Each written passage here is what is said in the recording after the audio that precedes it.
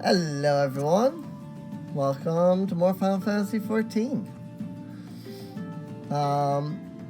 We are gonna talk to Wyston some more after we pummeled that clay golem. 12 bless you, my friend. You risked your life to save ours. Betrayed by my own guards. Gods, I was a fool to trust those men. Ul'dah owns the goddamn brass blades. Should have questioned their motives from the start. Even so, I could hardly have predicted that the wealthiest man in Ul'dah would want me dead for the heinous crime of seeking to change the law. Just a merchant, for God's sake. That ruthless bastard. And what of that monstrosity? Those were his own men. It beggars belief. Well, that's it. I'm finished. If I stay in Ul'dah any longer, I'm as good as dead. My associates, my friends, gods, even the children may not be safe if I don't disappear. And you, gods damn it, if Ul'dah learns of your involvement, you'll be next. I'll speak with the others and make sure your part in this stays secret. Beyond that, I don't know what to suggest. Maybe you should seek the counsel of Mistress Momodi. She's helped countless adventurers in her time. Perhaps she'll know what to do. Go quickly now, my friend. Ul'dah's spies may be watching. Alright. So back to Ul'dah we go. And we can cast return and head there for free. There is a cost to using the teleport spell. Initially it seems obnoxious because it's like, oh my god, it costs so much money, right? Because it's like, oh, it's like a couple hundred gil to use the teleport spell, you know? Like, right now I have 600 gold, right? Or gil. It would cost me 100 gil to teleport to where I'm currently at. And the closer to each of these that you are, the less it costs, but 100 is the minimum. So, like, with just 2 or 3 teleports, I could basically run myself out of money very fast. At least at the early levels. Right now, I'm using, in my main file, I'm using teleport all the time. Because if I don't, I reach the gold cap. And that's just because I'm on a free trial account. But it's like, yeah, anywhere I have to go, I teleport, because otherwise I'm at the 300,000 gil cap for the free trial. It's a little obnoxious. So we will end up getting there eventually. So settle down, Kazumi. You've got nothing to worry about. No one seems to know you're at the ruins. That said, if enough people support me to allow me to continue to do this, regularly, then, I'll be able to, buy the game and, expansions and things like that. And I would like to get all the way through the story, all the way through Endwalker.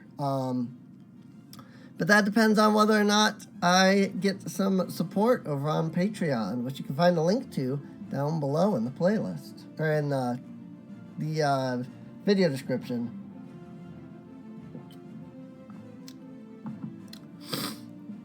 Wyston, on the other hand, is now a pariah, about as welcome around here as a rabid wolf, poor bugger. Suffice to say, that boy risked the wrath of the wrong man. Lord Ul'dah, chairman of the East Ul'dah Trading Company, generous contributor to the Order of Ul'dah, and member of the Syndicate. Didn't get where he was by leaving loose ends, that one. Which is why he ain't above killing his own men. Hell, even if those blades knew what was coming, it's not like they could refuse to do their benefactor's bidding. Don't let this color your view of Ul'dah, Kazumi. It's true that there are some here who ain't afraid to crack a few skulls if it gets them what they want, but most of us are decent folk just trying to make ends meet. A lot of people would call you a damn fool for risking your life to save a marked man. But I believe you did a good thing, Kazumi. And for that, you have my respect. Listen, you've been through a lot lately. Why don't you rest a spell? I'll have the boys at the Hourglass set you up with a room. My treat.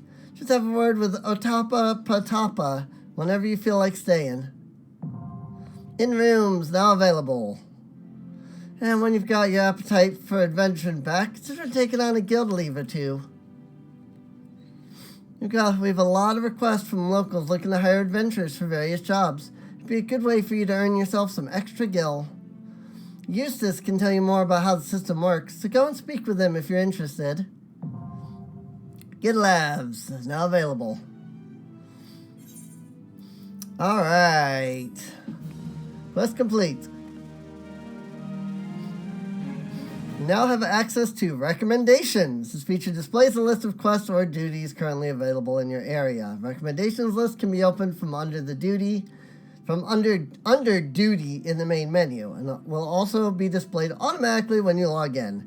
If you find yourself unsure of what to do next, this tool makes it simple to locate activities suitable for your present class and level.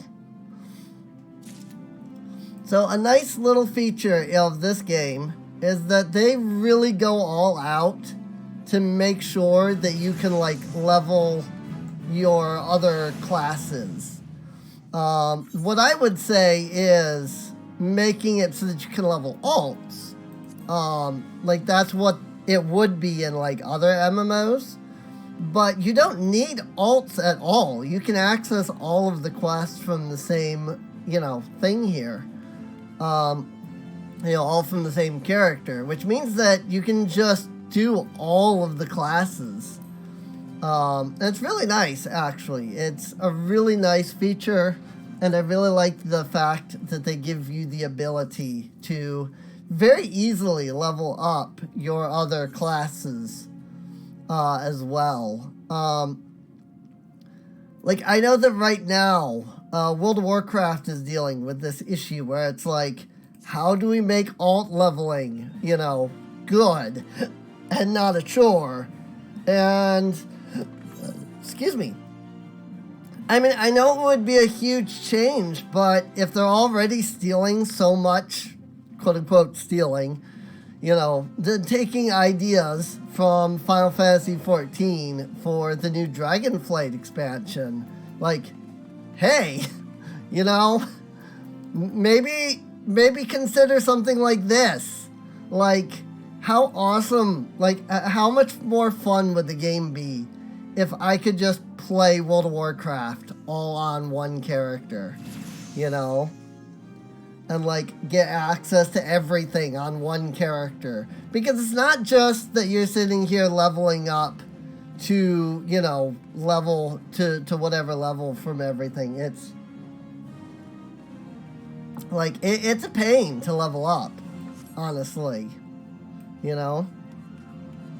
it's really a pain to level up, a full character. But here, you already have a character fully leveled up and can do any content, but then you can just turn right around and with a click of a button, you change to a different class, and you automatically start leveling up from that, And another nice thing I think about this particular system is because it's all on one character, they don't have to do catch-up equipment. One character can have one set of armor that can go for 7 different classes,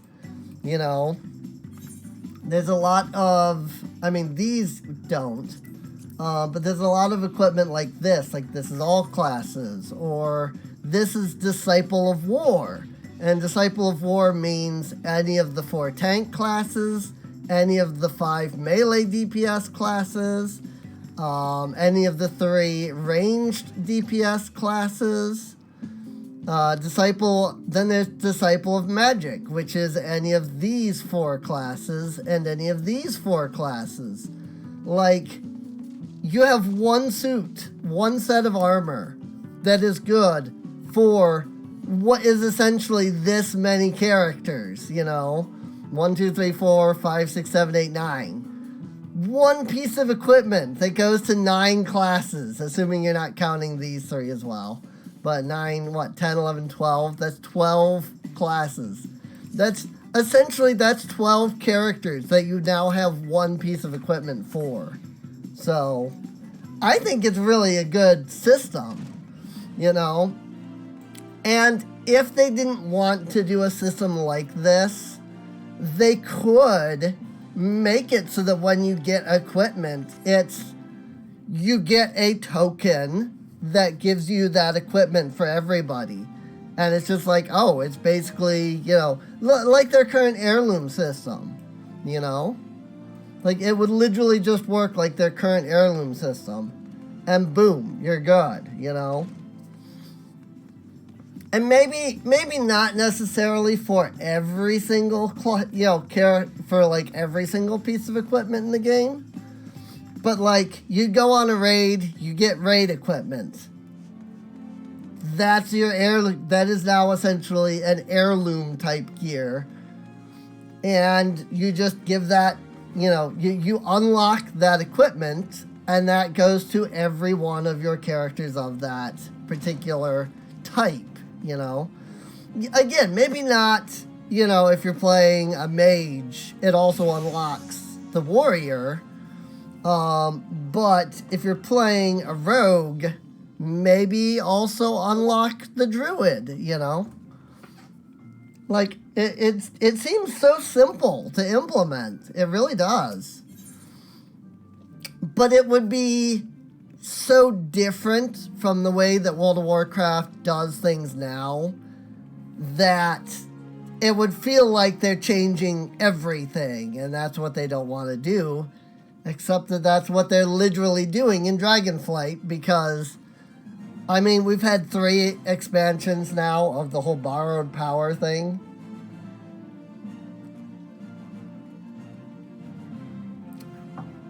I don't know. Anyway, Hammond wishes you to build upon your knowledge of combinations. Ah, there you are, Kazumi. I see you've been training hard as ever. Aye, your eyes are starting to have the sharpness of a predator about them. Last time you learned the basics of combinations. Today I would have you build on that knowledge. I've set up 5 wooden dummies outside the guild, along the merchant strip. By way of a warm-up, I want you to deal each a solid boot-shine combo. Oh, you don't mind... Oh, and don't mind the townfolk who've gathered to watch.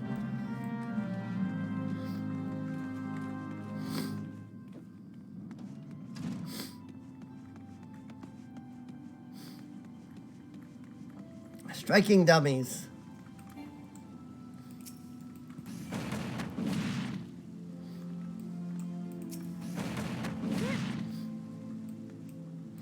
I mean, I guess I kind of am doing combos. I don't know, I guess I just would have figured, you know, getting an actual combo other than just hitting with boot shine. But I do suppose that the idea is, like, you're hitting multiple times. You know, this is a combo that you're using, so... because you're striking multiple times. So, still, if they're looking to teach you, it seems like they would want to teach you, you know, 1, 2, 3, as opposed to just 1. Use 1 over and over again, you know. I don't know, maybe that's just me. So the wooden dummies have felt your wrath? Good. Now we can move on to your lesson. When you first came to us, I taught you the combinations make a pug list. What you need to know next is that not any hodgepodge of strikes makes a combination. There's an order to things, a natural flow from one technique to another. Today, I would have you practice one of the most elementary combinations in a Pugless arsenal. It goes like this. Laid in with a swift boot shine combo. Keep your foe off balance with a true strike. Then bring it home with a blistering snap punch. With practice, combinations such as this will become second nature. They must if you expect to become an accomplished Puglist. Now, you'll need some opponents to practice on. The teacher and then infest the rat's nest in Central Thonalon ought to serve. Hit them with Snap Punch 3 times, and we'll call the lesson well learned. Definitely not doing the voice I did for Hammond initially, but oh well. Alright, where this at, though? Down here? No. Way up here? Ah, yes. So let's use teleport in that case. It's cost us 200 gil to teleport. That's literally a quarter of my money. At current.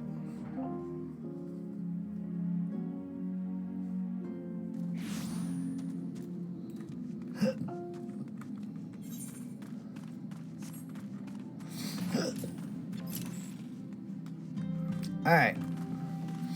So let's head on over this way. Towards where we're... Oh, this way, I mean. Where we're supposed to be going. The rat's nest. Which is, I believe, up on this hill area here. Yeah, there it is. Teacher and shell sweepers.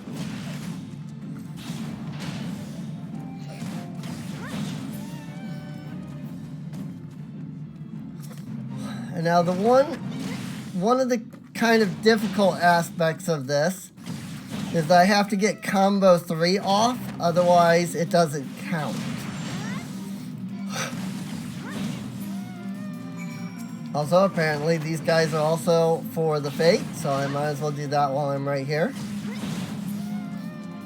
Not all fates are started by actually like interacting with like an NPC. But a lot of fates are. And this one is one that is not. So.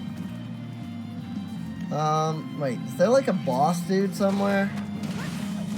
Ah, there it is. Babaroon half shell. Over there. I just noticed that as I'm killing these guys, the bar isn't going up, so. And that is usually a sign that I'm not completing the objectives. And the objective is that I have to kill that one. But these guys are also technically part of the fate in that they spawn in and fight because of that guy, Babaroon Half-Shell. And they will aggro to me because of this guy. So, although that one is not currently aggroing, and I'm not entirely sure why.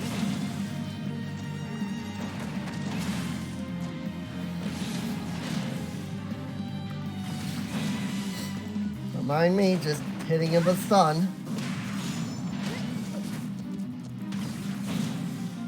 Babaroon has a bubbly pot. I don't know what he said. I missed it.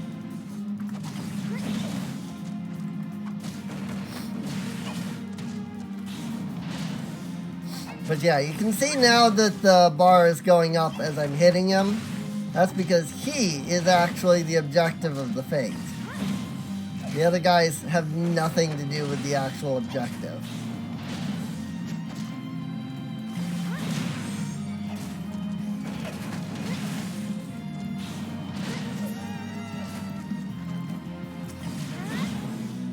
Do do do do do. There we go.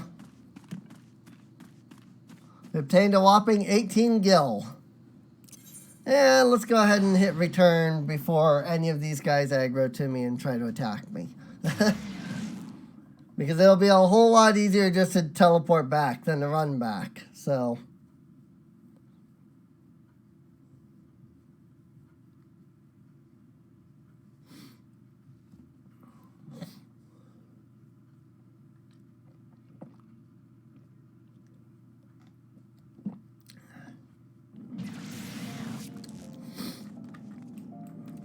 Alright, off to the Pugilist Guild we go.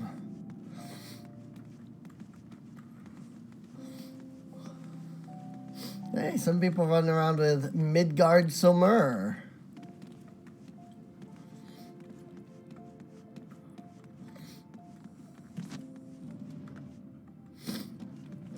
That's pretty cool, actually.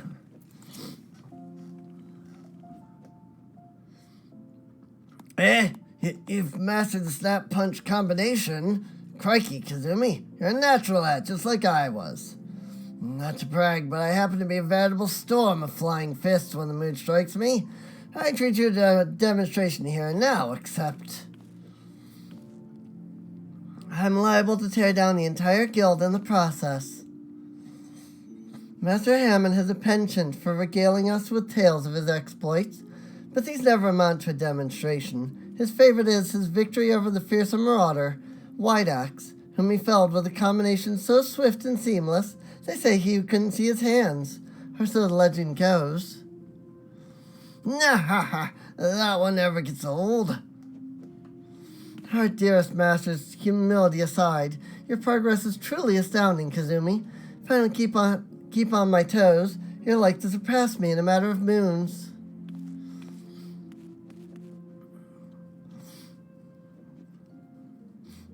Just between you and me, Chudano's been in a slump of late. It all began when our closest friend and guildmate suddenly showed up and disappeared. Or suddenly up and disappeared, rather. Rurukuta's the lad's name, and he and Chuchito joined the guild together. Two of them were born to refugees, and were orphaned in the calamity. Not long after I was made guildmaster, I found them on the streets, starved near to death. I did what any decent man would. I took them in and clothed them and fed them. When they were strong enough again, they said they wanted to become pugless like me, so I trained them as well.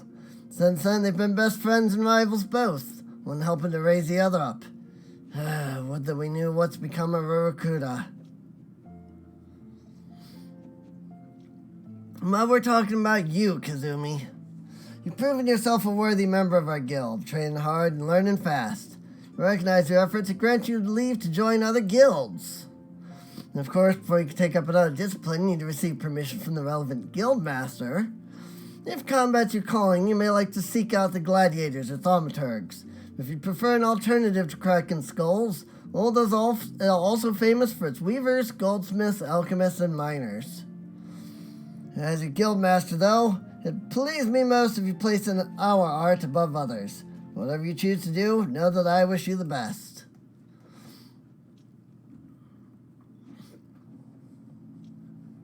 Now I have access to the armory system. Quests to unlock the other classes can be undertaken by speaking to the receptionist in the corresponding guild. There exist myriad disciplines in Eorzea that adventurers can take up. For the most rewarding experience, however, it's recommended that you first focus on mastering your current class. I mean, yes, but also no at the same time. Because I did not do that at all. So, gear sets allow you to save several different combinations of equipment and swap them at your leisure. The button for gear set is located in the upper portion of the character window. Yay! We finally have access to gear sets. So this is a big one that I've been waiting on, is gear sets. Because now I can start saving what gear I have equipped, which actually I need to equip the new gear first. But I can now save what I have equipped at the current time, and then I can switch to other classes, and it will keep note of that and save all of like where I'm currently at with gear and things. So it's pretty cool, actually. My avatar is having some issues. You see that blue like thing that keeps showing up? Like, it's really annoying.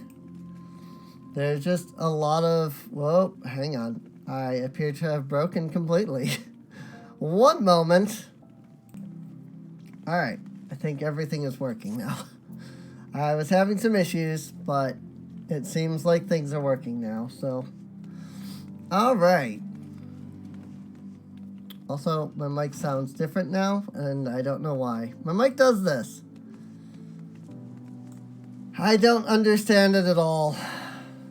Alright, so one of the nice things that we just got access to is other classes. I could come down here to the Thaumaturgs Guild to pick up a class there. Of course, we've got taken what they're given, which is the next story quest. But then over here, we have the Weavers Guild, we have the Miners Guild, the Goldsmiths Guild, and the Gladiators Guild. So what I'm going to do is I'm going to run over here to the Aetheryte, because what I want is to actually make my way over to the Weavers Guild, along with the Goldsmiths Guild as well at some point. But I want to pick up a couple of these extra classes, basically, is what I want to do. Now, these are the profession classes. The Disciple of the Hand for crafting, and the Disciple of the Land for like harvesting, like mining and botany and fishing. So the first one we're picking up is Weaver, which is a Disciple of the Hand. Greetings, adventurer. Welcome to the wellspring of Ul'dah fashion. From humble thread, our peerless artisans weave wonders, dreams in fabric form. We are renowned as Eorzea's finest purveyors of quality textiles, and as her foremost arbiters of style. Needless to say, such renown was not won without effort. Ours is a tremendously demanding profession, you see, but also a highly rewarding one. It is little wonder that so many adventurers have set their hearts upon joining us. Might you be one of them? Sure. Well, I thought as much, so I'm sure you're eager to learn all about our illustrious history. As I'm sure you know, Thanalan can be a perilous place, its vast deserts being wont to punish the unprepared. While a menagerie of ferocious beasts stalk the sands, the greater foe is, of course, the midday sun. And so, ever since man first set foot in this region, he has favored light flowing fabrics as shield from the sun's rays, while allowing his skin to breathe. Of course, Uldans have ever been a people of taste, and demand for more extravagant design spurred innovation, resulting in textile goods whose appeal extended far beyond our borders. Merchants had little trouble selling Ul'dah fabrics in foreign markets, so great was their reputation for beauty and quality. And when traders from those same markets sought to peddle their lesser products in Thanalan, well, it gave us little cause for concern. Sunsilk tapestries is synonymous with the textile trade in Ul'dah, you see. Those who come here hoping to peddle cheap rags swiftly learn the price of doing business in our territory. Wiser men and women with an interest in our trade choose instead to join the guild, which the company generously operates for the betterment of Ul'dah society. We offer our members the tools and techniques needed to become successful, and should they prove themselves especially skilled, they may even be offered direct employment as Sunsilk weavers. Just imagine, adventurers, your designs could one day dictate the course of Ul'dah fashion. If you desire such fame and influence, then you might be granted a place within us, provided that you are willing to embrace hard work. To ensure candidates can endure the rigors of our profession, our guildmaster has taken it upon himself to evaluate each one personally. When you are ready to submit yourself to his rigorous scrutiny, say the word. Are you ready to meet the guildmaster? First impressions are everything, and you do not want to present yourself poorly. Sure thing. Excellent, though I do wonder if your attire is appropriate for the occasion. You will find the esteemed redolent Rose supervising guild operations over yonder. He is, how shall I put this?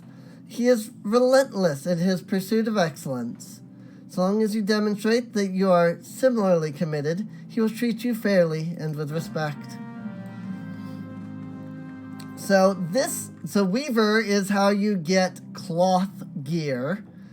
The kinds of gear that, say, a conjurer, scholar, astrologian, sage, thaumaturg, arcanist, or either red or blue mages, like those classes would wear this kind of armor. Now you may say, well, we're pugilists, which is essentially leather armor, if you will.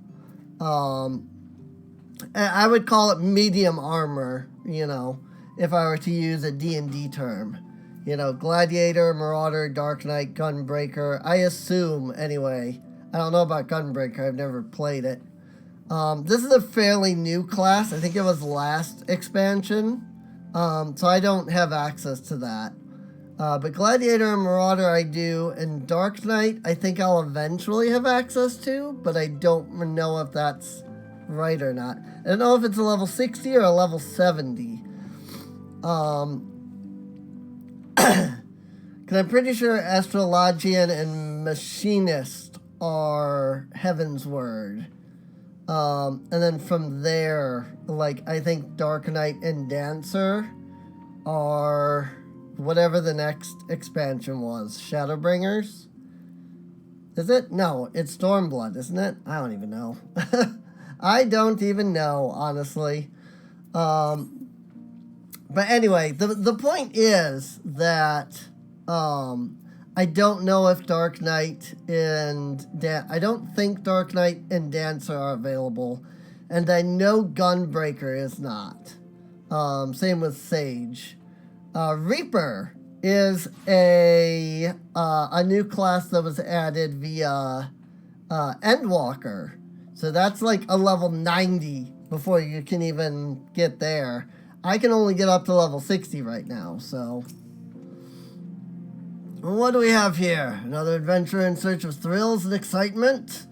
Shall I dance to a merry jig? No? Well, if this fails to please you, I suggest you run along. Perhaps the woman of the Ruby Road Exchange will be more to your liking. Oh, you mean to become a weaver? Then we have something to discuss after all. I shall be blunt. Weaving is an art. And, like all true artists, we must make sacrifices and suffer for our craft. So tell me, adventurer, are you prepared to suffer? Sure. So you say, but only time will tell. In any case, you'll need equipment to get started. This needle should suffice for now. I need not explain what a needle is, I trust. Good. And hold it as you would when sewing. Show me you're ready to begin.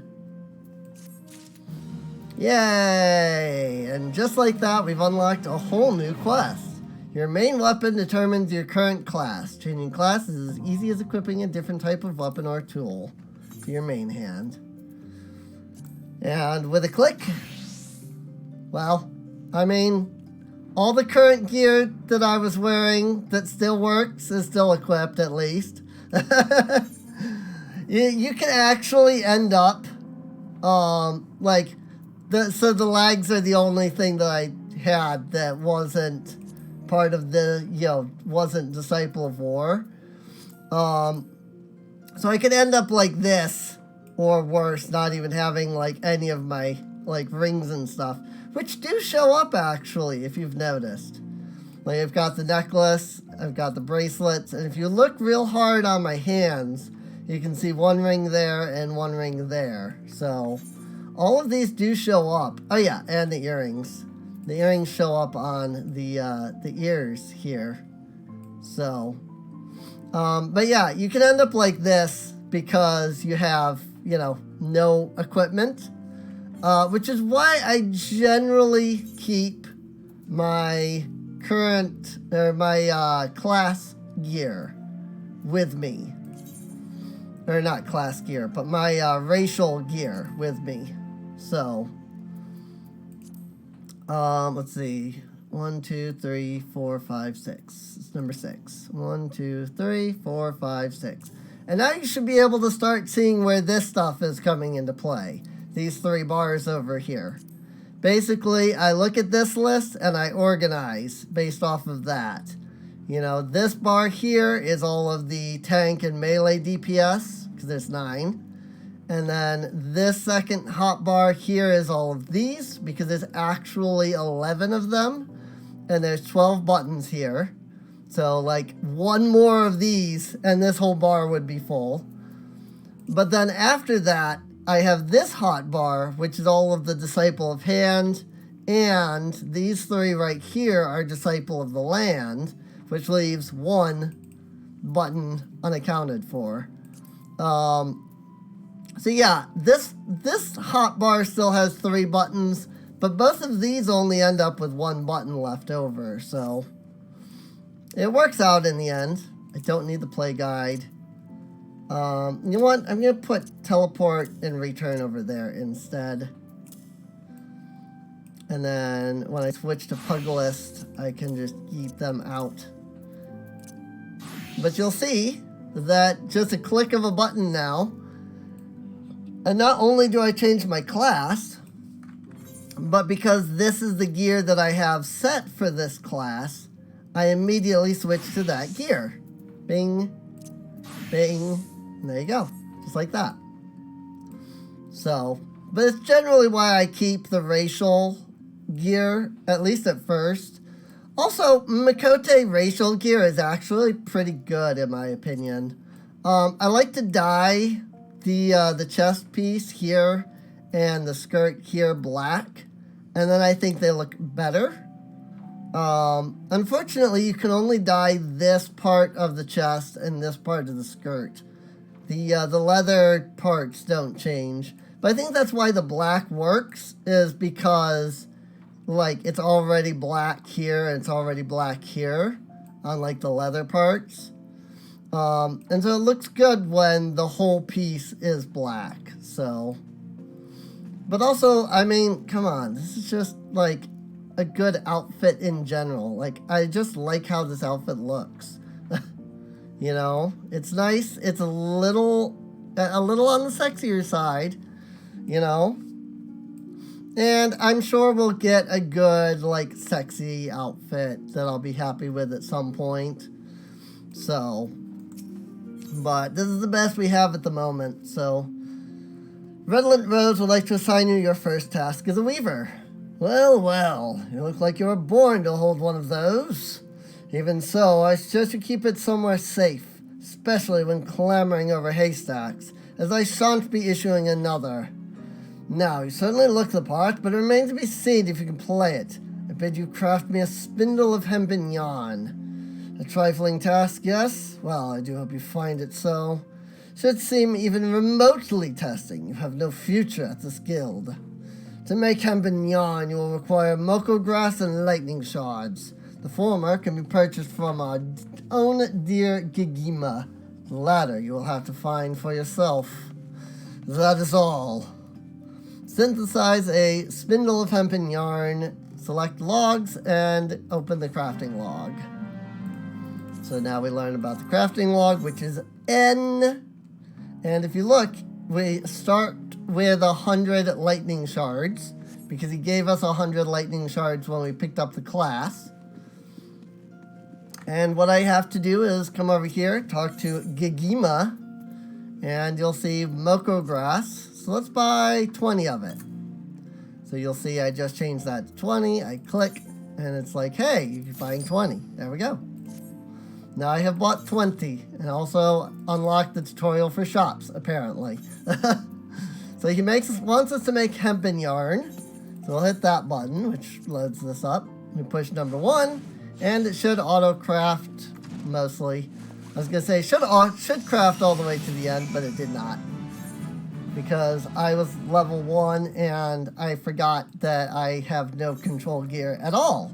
Usually I have the level 1 control gear from completing the first quest here, and I don't even have that. But yeah, you can see that this doesn't take a lot to level, but then that's also because we have a class that's, what, level 10? So, let's start there. Let's go ahead and stop crafting and just speak to Redolent Rose real quick. Gigima can provide the Moko Grass, but you must procure the lightning shards. Or have you made your yarn already?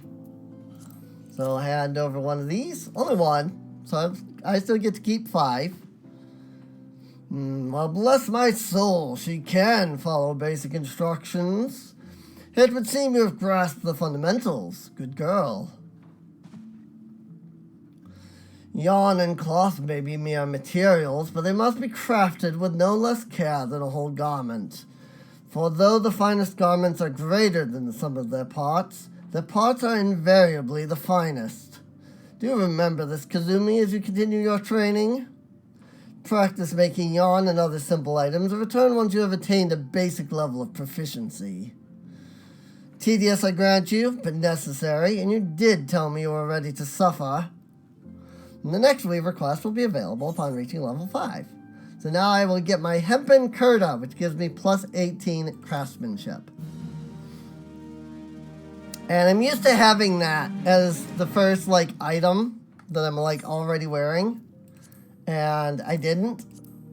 But this piece of gear will give us enough craftsmanship that I should be able to make one in one click. Just like that. Yep. So let's go ahead and... Morticia White is messaging me, but they are not nearby. They're just messaging me because they're probably looking at a list of people that are guildless. So, alas, I am on a free trial, so I cannot respond. Mostly because, again, they're not nearby me, so... And you don't have the ability... It makes no sense. I can receive whispers, but I can't send whispers. So... But, actually, I feel like I know the name Morticia White. Probably not, because this isn't my usual server, so... Redolent Rose is now willing to assign you your second task. And we'll do that in the next episode. I hope you've enjoyed. If you have, feel free to subscribe. You can check the video description down below for a link to the playlist. That way you can get caught up on any episode you might have missed. And feel free to, help support the channel by going down to my Patreon listed below. It's also in the video description. And checking it out. With that, I'll see you all next time. See you later.